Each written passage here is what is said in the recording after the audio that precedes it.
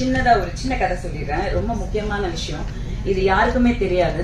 சில கமெண்ட்ஸ் எல்லாம் படிக்கும் போது நான் படிப்பேன், கண்டுக்க மாட்டேன்றது வேற விஷயம், பட் படிப்பேன். படிக்கும்போது வந்து பாத்தீங்கன்னா ஜோவிகா வந்து பிக் பாஸ்ல இருக்கும்போது ஒரு சில கேள்விகள், ஏன் விஜயகுமார் இந்த பேருக்கு வந்து ஒரு பதில் ஏன் நான் கொடுக்க கூடாது இந்த மேடையில அப்படிங்கிறது தான் என்னோட கதை, முக்கியமான கதை. இந்த படம் உருவானதுக்கான கதைன்னு சொல்லலாம். என் பேர் வனிதா விஜயகுமார். இன்னைக்கு வரைக்குமே நான் என் பேரை மாத்தினதே கிடையாது. அது ஏன்னு எனக்கும் தெரியாது. சோ எனக்கு வந்து வாழ்க்கையில வந்து நான் கல்யாணம் பண்ணேன். எனக்கு வந்து விஜய் ஸ்ரீஹரின்னு ஒரு பையன், ஒரு ஐ திங்க் 3 years அந்த மாதிரி இருக்கும் அவனுக்கு. சோ நிறைய பிரச்சனைகள் வாழ்க்கையில.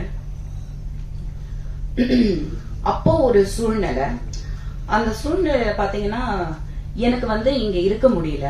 நான் எங்க போனாலும் எனக்கு பிரச்சனையா இருக்கு. மத்தவங்களை பத்தி எனக்கு தப்பா பேசி அவங்கள வந்து இப்படி பண்ணாங்க அப்படி பண்ணாங்கன்னு சொல்ற பழக்கம், especially the father of my child or children, கண்டிப்பா நான் சொல்ல மாட்டேன், சொல்ல விரும்பல. சோ எனக்கு ஒரு சூழ்நிலை, அந்த சூழ்நிலையில இருந்து நான் வெளியில வரணும். இங்கே சென்னையில இருக்கும் போது எனக்கு அந்த சூழ்நிலையில இருக்க முடியல. நான் பிரெக்னென்ட் ஆயிட்டேன், ஜோவிகா என் வயித்துல இருக்கா, பட் எனக்கு வந்து இங்க இருக்க முடியாத ஒரு சிச்சுவேஷன் இருக்கு. சோ அப்பா அம்மா கிட்ட நான் வீட்டுல உட்காந்து பேசும்போது என் வீட்லயும் என்னால நிம்மதியா இருக்க முடியல. ஏன்னா என்னதான் இருந்தாலும் அது ஒரு மேரேஜ்னும் போது வந்து ஒரு உரிமைகள் சிலது இருக்கும். மாமனார் மாமியார் வீடு அப்படின்னு போது யார் வேணா மருமக வருவாங்க அந்த மாதிரி இருக்கும் இல்லையா, அந்த மாதிரி ஒரு சூழ்நிலை. சோ அப்போ எங்க அம்மா திடீர்னு சொன்னாங்க, நீ அமெரிக்காவுக்கு போயிடலாம் வா அப்படின்னாங்க. எனக்கு ஒண்ணுமே புரியல. குழந்தையில அமெரிக்கால எல்லாம் இருந்திருக்கேன், பிகாஸ் அம்மா அங்க இருந்தாங்க, ரெஸ்டாரண்ட் எல்லாம் வச்சிருந்தாங்க, நாங்க நிறைய வருஷம் அங்க இருந்தோம், நான் படிச்சிருக்கேன் அமெரிக்கால. திடீர்னு அமெரிக்காவுக்கு போலாமான்னா அங்க யார் இருக்காங்கன்னு கேட்டேன். அமெரிக்கா இருக்கு, நம்ம போலாம் அப்படின்னு. அப்படின்னா அப்படின்னு. சோ அப்படி ஒரு சிச்சுவேஷன்ல எங்க அப்பா நான் நிம்மதியா அந்த குழந்தைய பெத்து எடுக்கணும் அப்படின்றதுக்காக, உடல் ரீதியா நான் சுகமா இருக்கணும், எனக்கு எந்த ஒரு காயங்களும் மனசு இதுவும் குழந்தை வயிற்றுல இருக்கும் போது இருக்கக்கூடாதுன்றதுக்காக அப்பா வந்து எனக்கு சப்போர்ட் பண்ணி, நானு என் பையன் ஸ்ரீஹரி அண்ட் வயிற்றுல என் குழந்தை 4 மாசம் குழந்தை, 3 பேரும் ஃபிளைட் எடுத்து அமெரிக்காவுக்கு போயிட்டோம். ஒரு நண்பரோட ஒய்ஃப், அவங்க வந்து அங்க சிங்கிளா இருந்தாங்க, அவங்களுக்கு ஒரு குழந்தை. அந்த குழந்தை வந்து அந்த ஹாலிடேஸ் டைமுக்கு இந்தியா வந்திருந்தாங்க. ஸோ அவங்க சிங்கிளா இருந்தாங்க. ஒரு lady, Ratna Velagapudi, I remember her today, thank you டப்பர் ரத்னாக்கா. ஸோ அந்த ஒரு சூழ்நிலையில நான் போய் தனியா அந்த கண்ட்ரியில இருந்தேன். அங்க ஒரு சில சப்போர்ட் கிடைச்சது.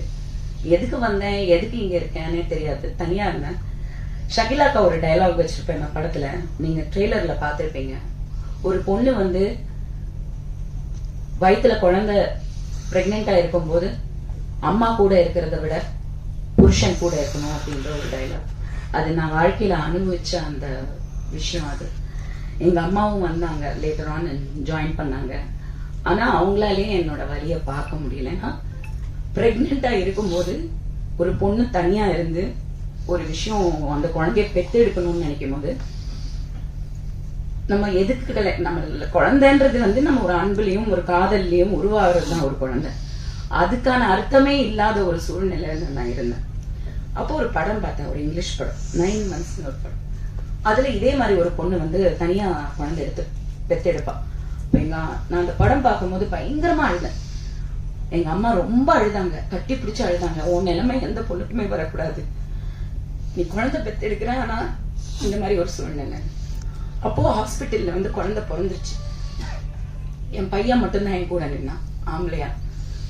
எங்க அம்மா அழுதுட்டு இருந்தாங்க, புரண்டுட்டு இருந்தாங்க, எனக்கு ஏதாவது ஆயிடும் அப்படின்னு சொல்லிட்டு. ஏன்னா எபிடியூரல், ஜெனரல் அனெஸ்தீசியா, நிறைய விஷயங்கள் காம்ப்ளிகேஷன்ஸ் இருந்தது.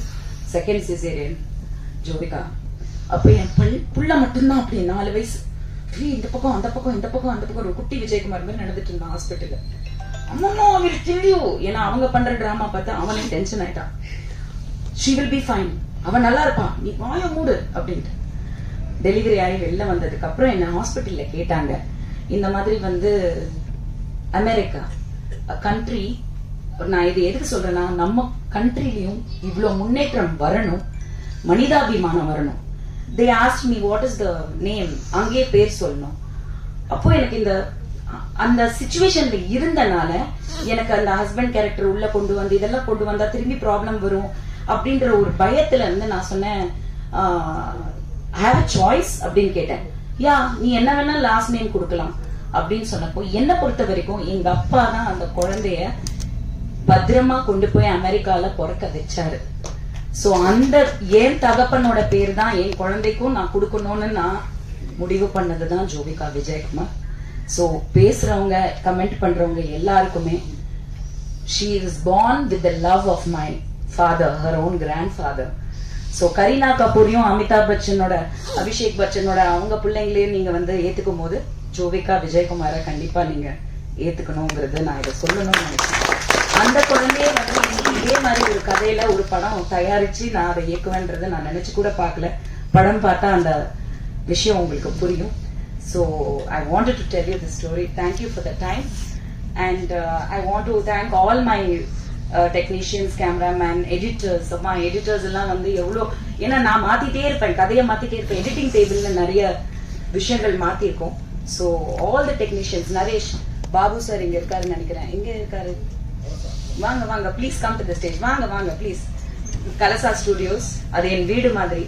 ஸோ அவ்வளோ தூரம் எனக்கு எல்லா டெக்னீஷியன்ஸுமே எல்லாருமே லிரிக்கல் வீடியோ பண்ணவங்க வந்து எல்லாருமே என்னோட டைரக்டர் டீம்.